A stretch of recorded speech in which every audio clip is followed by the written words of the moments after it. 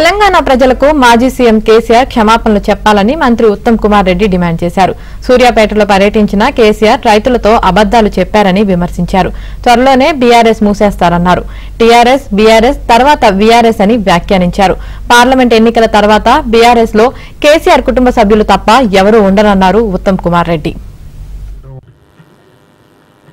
మాజీ ముఖ్యమంత్రి కల్వకుంట్ల చంద్రశేఖరరావు గారు మాట్లాడిన ప్రతి మాట అబద్ధాలే అని చెప్పి తెలంగాణ ప్రజానీకానికి మరోమారు మనవి చేస్తున్నా.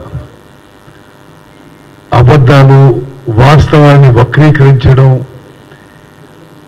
ఒక ఫ్రస్ట్రేషను, ఒక డిప్రెషను, పవర్ పోవడమే కాదు, గవర్నమెంట్ పోవడమే కాదు, ఇప్పుడు పార్టీ కూడా మిగలదేమో భయంతో బయటికి రావడం తప్పితే మరొకటి కాదు.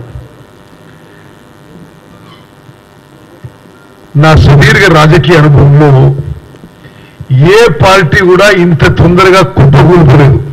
కానీ ఒక రీజనల్ పార్టీ పొంకనాలకు పోయి జాతీయ పార్టీగా మార్చుకుని అసలు ఉనికిగా పోయి అసలు ఎగ్జిస్టెన్స్ లేకుండా పోవడం ఈ టీఆర్ఎస్ బీఆర్ఎస్ ఇప్పుడు వీఆర్ఎస్ అయిపోతుంది. పార్లమెంట్ ఎన్నికల తర్వాత బీఆర్ఎస్ పార్టీ మిగలదు. పార్లమెంట్ ఎన్నికల్లో బీఆర్ఎస్ పార్టీకి వచ్చే స్థానాలు 0. ఆ తర్వాత ఆ పార్టీలో ఎవరు మిగలరు, కేసీఆర్ ఆయన కుటుంబ సభ్యులు తప్పితే. ఆ ఫ్రస్ట్రేషన్లో, ఆ డిప్రెషన్లో, ఆ భయంతో, ఆ నర్వస్నెస్తో ఎన్నడూ కూడా రైతుల మధ్య పోయి ప్రజల్లో సమయం గడపని కేసీఆర్ ఒక విలాసవంతమైన ప్రగతి భవన్ కట్టుకొని ఇంకో విలాసవంతమైన ఫామ్ హౌస్ లో సమయం గడుపుతూ ఈరోజు ఉరికురికి సూర్యాపేట పోయిందంటేనే ఎంత భయాందోళన ఉన్నారో తెలంగాణ ప్రజలు గమనించవచ్చును.